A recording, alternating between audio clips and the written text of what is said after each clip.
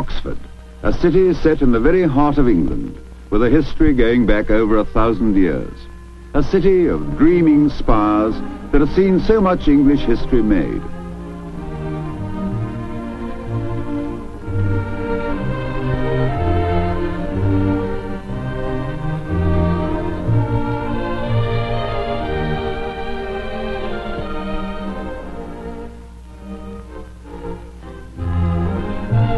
The famous university was founded in the 12th century, and ever since scholars and travellers have thronged to Oxford. Visitors are charmed by its beautiful and splendid architecture.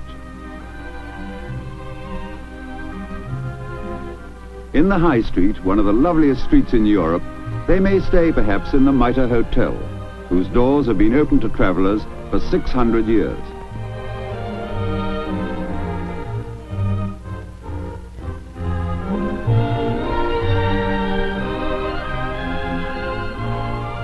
But the colleges, like Magdalen, founded in 1458, are Oxford's glory. Many think Magdalen the loveliest of all, though it's hard to make a decision among so many beautiful buildings. And Oxford is an ideal starting point for the journey through some of the loveliest country in the whole of England. A journey to bring the picture postcard to life. Within easy reach is Shakespeare's country. And that means so much more than simply a visit to Stratford-upon-Avon.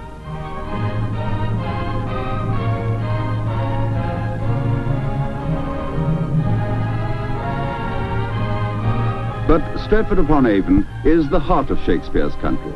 And here, in the fine modern Memorial Theatre on the banks of the River Avon, Shakespeare's plays are presented for 8 months of every year. Close by his theatre, so different from the old Globe where he saw his plays performed, sits the immortal bard.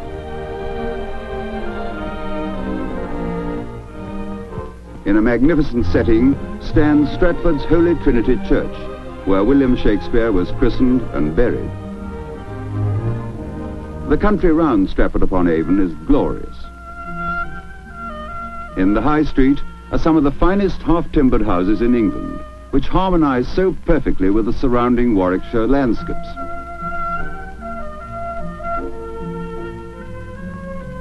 Typical of them is the house in Henley Street where Shakespeare was born, which dates back to the early 16th century.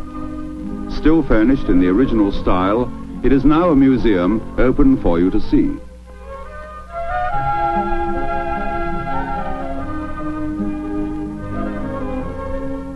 So much of Stratford looks as it did in the poet's day. Even the old shops recall the past. And the hotels of Stratford were once old coaching inns. The Falcon dates back to the 16th century. And so does another of Stratford's many hotels, the White Swan.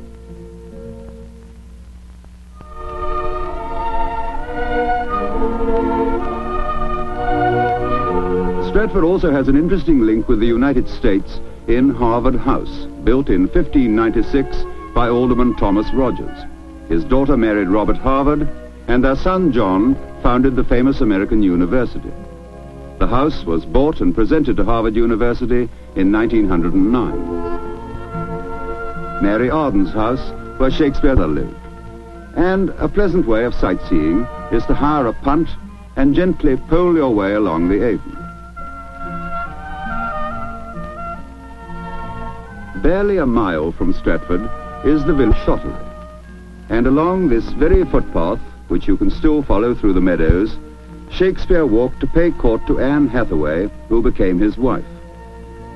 She lived in this picturesque thatched farmhouse that is known to the world now as Anne Hathaway's cottage.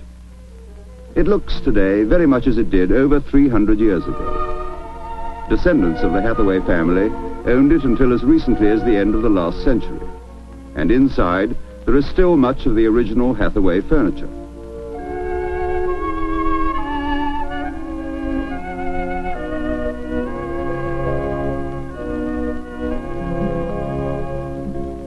There's a peaceful charm about the little towns and villages, and a friendliness among the people, too. What could be pleasanter than a fishing holiday, staying at an old inn like this?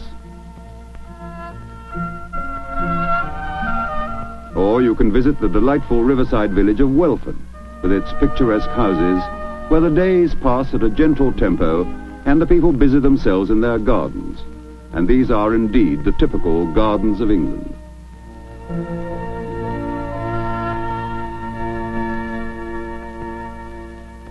What glorious country you can drive through when you start to explore further afield in Shakespeare's country. To the southwest, in the Cotswolds, lies the charming Georgian town of Cheltenham, with its broad streets lined with fully grown chestnut and lime trees, and its beautifully laid out gardens. In Cheltenham is one of England's great public schools, Cheltenham College, founded over a century ago.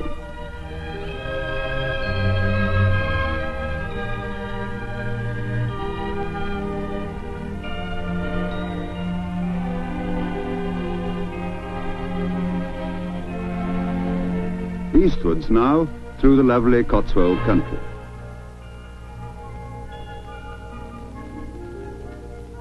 Halfway between Cheltenham and Oxford is Burford, whose dignified high street shows that this delightful old town was once an important centre of commerce. These Cotswold towns and villages almost seem to melt into the country around them, their houses built with the mellow, honey-coloured local stone in the finest tradition of English craftsmanship.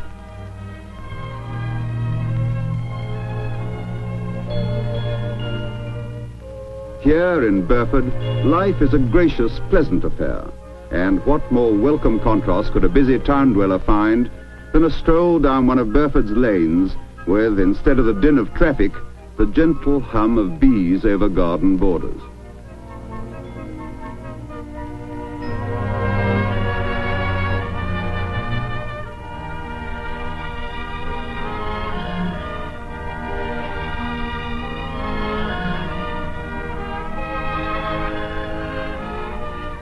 Burford was once a great centre of the wool trade in the days when the spinning and weaving of wool was England's greatest industry. Those days have long passed, and Burford's fame as a great commercial centre with them. But fine woolen cloth is still woven in Burford, and lovely materials are made on hand looms like these.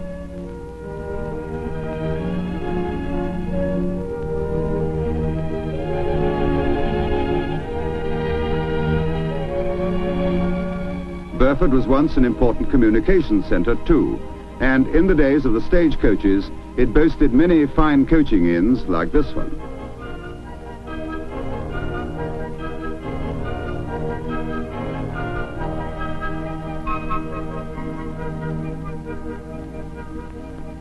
There are so many contrasts in Shakespeare's country.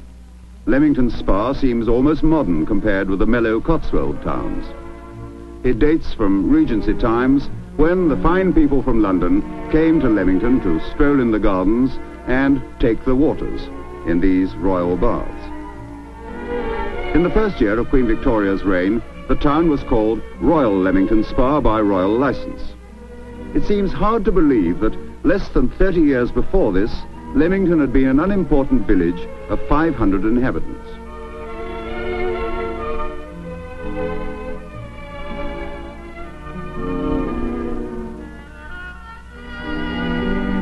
Today you can follow the example of those Regency visitors and, like them, go to Leamington Spa to take the waters and to walk in the beautiful riverside gardens.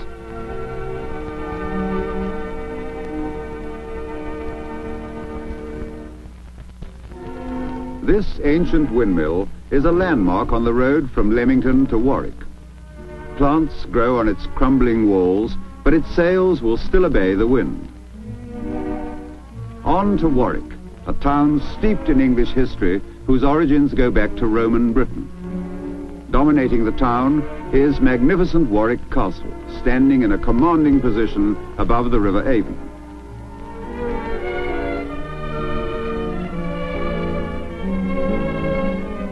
Nearby are the ruins of Kenilworth Castle, where once the Earl of Leicester entertained Queen Elizabeth I with rare shows and sports.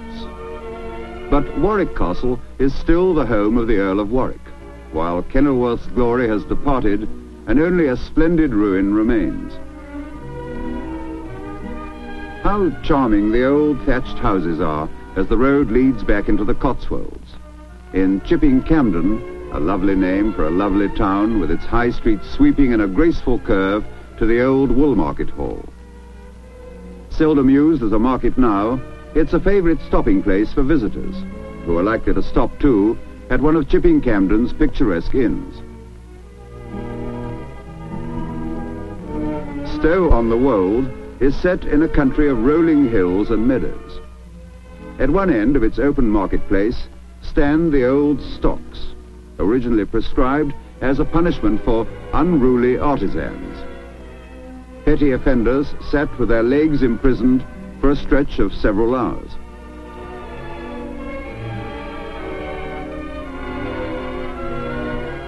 Another beautiful Cotswold town is Moreton-in-the-Marsh, and the same is true of Bourton-on-the-Water, where graceful bridges span the sparkling stream that wanders through the village. Here in this tranquil English village, there's no bustle, no hurry. You can spend your time agreeably, idly watching a trout rise, or the villagers going about their daily tasks.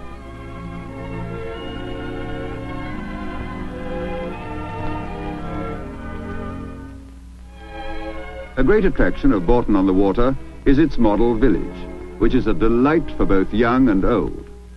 Exquisitely built to scale, it's a perfect replica in miniature of an English village.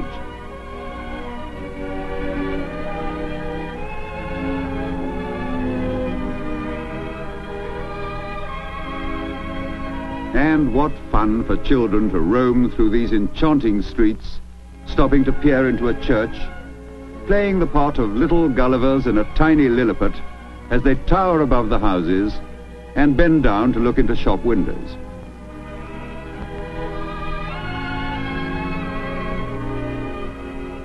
From a model village to a real one of the most famed in England, Broadway, with its spacious, sweeping high street. At one end is the Lincoln Arms Hotel, an unforgettable English hostelry. Unforgettable as the whole atmosphere of old English charm of Broadway.